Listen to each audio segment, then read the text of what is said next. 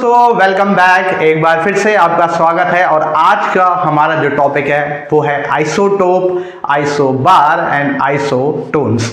आइए तो स्टार्ट करते हैं, वन बाय वन इसको डिस्कस करते हैं। सिमिलरिटी तीनों के वर्ड में बहुत है लेकिन कंसेप्ट में डिफरेंस है, तो कंसेप्ट को समझते हैं।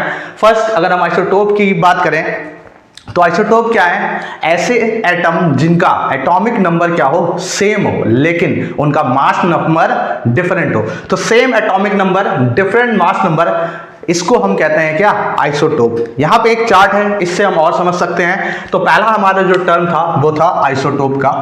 तो आइसोटोप में होता क्या है? एटम जो होंगे वो सेम होंगे। एटम क्या होंगे? सेम होंगे। फॉर एग्जाम्पल अगर हम बात करें हाइड्रोजन की, तो हाइड्रोजन की अगर हम बात करें तो हाइड्रोजन एक एलिमेंट हो गया। इसके 3 आइसोटोप होते हैं। कितने होते हैं? 3 आइसोटोप, मतलब 3 इसके एटम होते हैं जिनका एटॉमिक नंबर सेम होता है लेकिन मास नंबर क्या होता है? डिफरेंट होता है।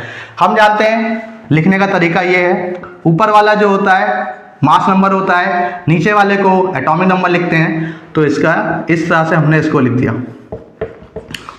यहां पे आप देख सकते हैं कि जो एटॉमिक नंबर है वो सेम है लेकिन मास नंबर क्या है? डिफर है। तो ये 3 एटम एक दूसरे के लिए क्या बन जाएंगे? आइसोटोप बन जाएंगे। अगर हम बात करें इन तीनों में एटॉमिक नंबर की, वो क्या है हमारा? सेम होगा। वो हमारा क्या हो जाएगा?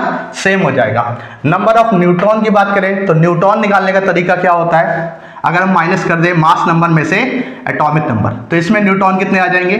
1 आ जाएंगे। इसमें न्यूट्रॉन कितना? यहाँ 0 आ जाएगा। इसमें न्यूट्रॉन कितने आ जाएंगे? 1 आ जाएंगे। इसमें न्यूट्रॉन कितने आ जाएंगे? 2 आ जाएंगे। तो यहाँ पर न्यूट्रॉन क्या हो जाएगा? डिफरेंट हो जाएगा। न्यूट्रॉन क्या हो जाएगा? डिफरेंट। ए क्या होता है? जब हम एटम को रिप्रेजेंट करते हैं तो जो मास नंबर होता है उसको ए से डिनोट करते हैं और जो एटॉमिक नंबर होता है उसको जेड से डिनोट करते हैं। जैसे कि ये हमारा क्या है? मास नंबर, इसको ए से लिखेंगे और नीचे वाला हमारा क्या हो जाएगा? Z हो जाएगा। ये हमारा हो जाएगा एटॉमिक नंबर। तो मास नंबर हमारा क्या हो जाएगा? P प्लस N का जो सम होगा वो डिफर करेगा, तो ये भी क्या हो जाएगा? डिफरेंट हो जाएगा। तो ये हमारा था क्या? आइसोटोप। अब हम बात करेंगे किसकी? आइसोबार की। आइसोबार की अगर हम लोग बात करें तो आइसोबार में क्या होता है? सेम मास नंबर होता है बट डिफरेंट एटॉमिक नंबर होता है। सेम मास नंबर होता है बट डिफरेंट एटॉमिक नंबर होता है। तो इसकी हम लोग बात करें आइसोबार की, तो आइसोबार में मास नंबर क्या हो जाएगा? डिफरेंट हो जाएगा, लेकिन जो एटॉमिक नंबर होगा वो क्या होगा?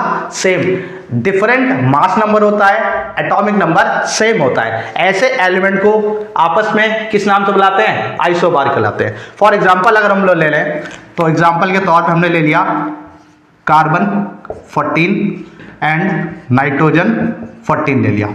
कार्बन का एटॉमिक नंबर 6 है, मास नंबर 14 है। नाइट्रोजन का एटॉमिक नंबर 7 है, मास नंबर 14 है।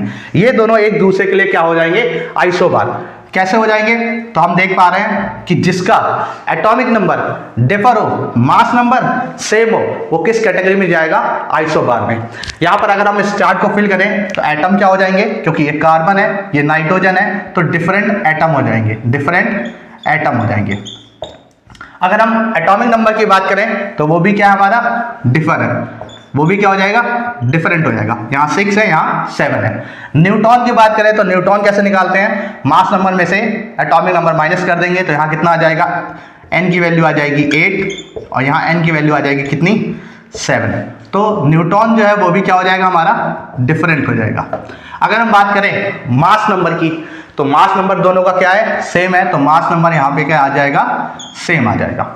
नेक्स्ट अगर हम बात करें किसकी, हमारे पास आइसोटोन दे रखा है। क्या दे रखा है? आइसोटोन। तो आइसोटोन क्या होता है? आइसोटोन की अगर डेफिनेशन की बात करें तो इसमें सेम न्यूट्रॉन होते हैं। क्या होते हैं? 2 एलिमेंट जिनके सेम न्यूट्रॉन होंगे वो दोनों एक दूसरे के लिए आइसोटोन कहलाएंगे। क्या कहलाएंगे?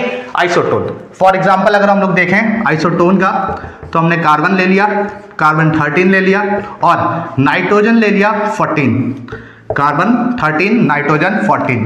कार्बन का एटॉमिक नंबर 6 है, मास नंबर 13 है। नाइट्रोजन का एटॉमिक नंबर 7 है, मास नंबर 14 है। इसमें अगर हम देखें टर्म में हम लिखेंगे क्या?